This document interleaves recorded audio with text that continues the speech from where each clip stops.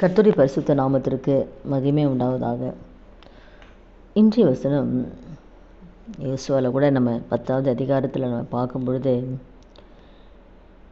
அதில் 12வது வசனத்தில் யோசுவா என்ன செய்கிறாருன்னா, எம்மோரியரை இஸ்ரவேலுக்கு முன்பாக ஒப்பு கொடுக்குற அந்த நாளில் கர்த்தரை நோக்கி முதல்ல பேசுகிறார். கர்த்தரை நோக்கி பேசிட்டு அப்புறம் இஸ்ரவேலின் கண்களுக்கு முன்பாக, சூரியனே நீ கிபியோன் மேலும், சந்திரனே நீ ஆயிலோன் பள்ளத்தாக்கின் மேலும் தரித்து நில்லுங்கன்னு சொல்கிறான். அப்போ சொன்ன உடனே அதே போல் அவன் சத்துருக்களுக்கு அந்த நீதியை சரி கட்டுற வரைக்கும், அந்த யுத்தம் முடிகிற வரைக்கும் சூரியன் அதே இடத்துல வச்சு, சந்திரனும் நின்றது, சூரியனும் தரித்திருந்தது.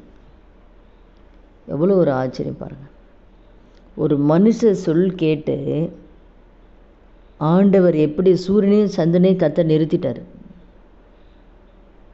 இப்படிப்பட்ட ஒரு தேவன் நம்ம கூட இருக்கும் பொழுது நாம் எதுக்காக கவலைப்படணும்?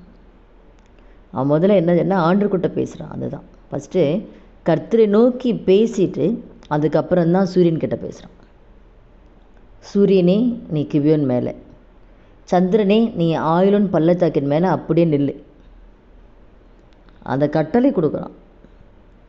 கொடுத்த உடனே அதே மாதிரி நிற்குதுப்பான். அவன் சத்துருக்களுக்கு நீதி சரி கட்டுற வரைக்கும் அப்படியே தரிச்சு நின்னுது. எவ்வளோ ஒரு ஆச்சரியமான தேவன்.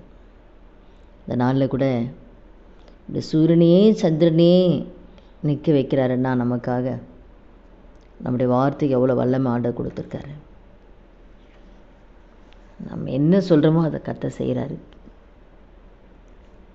அதனால கூட ஆனால் நம்ம என்ன பண்ணணும்? அப்படிப்பட்ட காரியங்கள் நடக்கணும்னா நாம் எப்படி இருக்கணும்? நம்ம தேவனோடு கூட உறவாடுறவர்களாக நாம் இருக்கணும். ஆண்டோடு கூட நம்ம பேசணும், தேவனோடு கூட உறவாடணும். நம்முடைய வழிகள் கர்த்தருக்கு பிரியமாக இருக்கணும். ஆண்டருக்கு பிரியமாக நம்ம வாழ்ந்து நம்ம என்ன சொல்கிறோமோ அதை கர்த்தர் அப்படியே செய்வார்.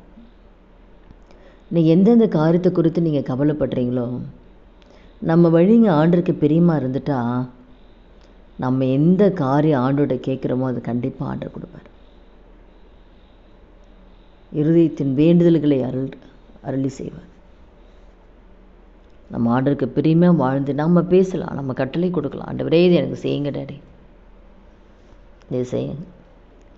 கடுகளு விசுவாசம் இருந்தால் கூட இந்த மலையை பார்த்து பயந்து போனாலும் பயந்து போகும்னு சொல்லி, அப்படி சொன்னால் அப்படியே ஆகும்னு சொல்லி வேதம் சொல்லுது. இப்போ கடுகளு விசுவாசம் இருந்தால் கூட நீ என்ன சொல்றியோ அது நடக்கும். அதுதான் நம்ம என்ன சொல்கிறோமோ அது கர்த்தர் செய்வார். அப்படிப்பட்ட தெய்வம் தான் கர்த்தர் நமக்கு இருக்கார். அதனால் இந்த வார்த்தை கேட்குற ஒவ்வொருவரும் நீ எந்த பாதையில் போனாலும் எந்த காரியத்தை குறித்து கவலைப்படாதீங்க.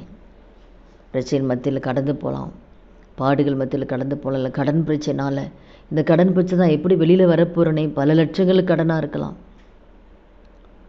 ஆனால் தேவனால் கூடாத காரியம் எதுவுமே இல்லை. அதிசயத்தின் தேவன், கிரகிக்க முடியாத காரியத்தை ஆண்டவர் செய்வார். நம்ம ஆண்டவர் நோக்கி பார்க்குறவங்களா இருக்கணும். கர்த்தருக்கு பிரியமாக நம்ம நடக்கும் பொழுது எந்த கடனாக இருந்தாலும் கர்த்தர் மாற்றுவார். நம்ம அறியாமல் வாங்கியிருக்கலாம், ஆண்டவர் கடன் வாங்க சொல்லலை. நம்ம சில தவறுகளை செஞ்சிடறோம்ல, ஞானம் இல்லாமல் கடன்களை வாங்கிடுறோம், மாட்டிக்கிறோம், வெளியில் வர முடியாமல் தவிக்கிறோம். பட் ஆண்டவர்கிட்ட தப்பு செஞ்சுட்டு, ஆண்டவரே என்னை மன்னிச்சிருங்கப்பான்னு சொல்லி அவர் சமூகத்தில் பாவத்தை அறிக்கையிட்டு அவர் காலை நம்ம பிடிச்சிட்டோம்னா நிச்சயமாக அதுலேருந்து தெய்வம் நம்மளை வெளியில் கொண்டு வருவார். நிச்சயமாக கர்த்தர் வெட்கப்படுத்த மாட்டார். நம்ம தவறை உணர்ந்துட்டாவே ஆண்டவர் வெட்கப்படுத்தவே மாட்டார். நிச்சயமாக அதுலேருந்து தெய்வன் விடுதலை கொடுப்பார். பிள்ளைகளை குறித்து கவலைப்படுறீங்களா? ஆண்டவர் அதனதன் காலத்தில் நேர்த்தியாக செய்வார். நம்மை விட நம்ம பிள்ளைகள் மீது ஆண்டவருக்கு அதிகமாக கரிசனை இருக்குது. அவருக்கு தெரியும் எப்போ எதை செய்யணும்னு அவருக்கு தெரியும். நம்ம நினைக்கிறதுக்கும் நாம் வேண்டுதற்கும் அதிகமாக கர்த்தர் பிள்ளைகளுடைய வாழ்க்கையில் செய்வார்.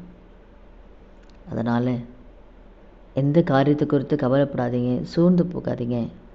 ஏசப்பா உங்களை நேசிக்கிறார், அதிகமாக உங்கள் கூட தான் இருக்கிறாரு. அதனால் எந்த காரியத்துலையும் என்னென்ன எதிர்பார்க்குறீங்களோ எல்லாற்றிலுமே தேவன் உங்களுக்கு அற்புதத்தை செய்து உங்களை ஜீவனுள்ள சாட்சிகளாக கர்த்தர் நிறுத்துவார். யோசுவா சொல் கேட்டு சூரியனே சந்திரனே நிறுத்தினாருன்னா நாம் ஜெபிச்ச ஆண்டவர் கேட்க மாட்டாரா? நிச்சயமாக கேட்பார். நம்முடைய தகப்பன் நம்ம ஜெபத்தை கேட்காம யார் ஜெபத்தை கேட்க போகிறார்? எந்த பாதையில் போனாலும் சோர்ந்து போகாதீங்க. ஏசப்பா உங்கள் வாழ்க்கையில் அற்புதங்களை கர்த்தர் செய்ய போகிறார். ஜெபிக்கலாமா?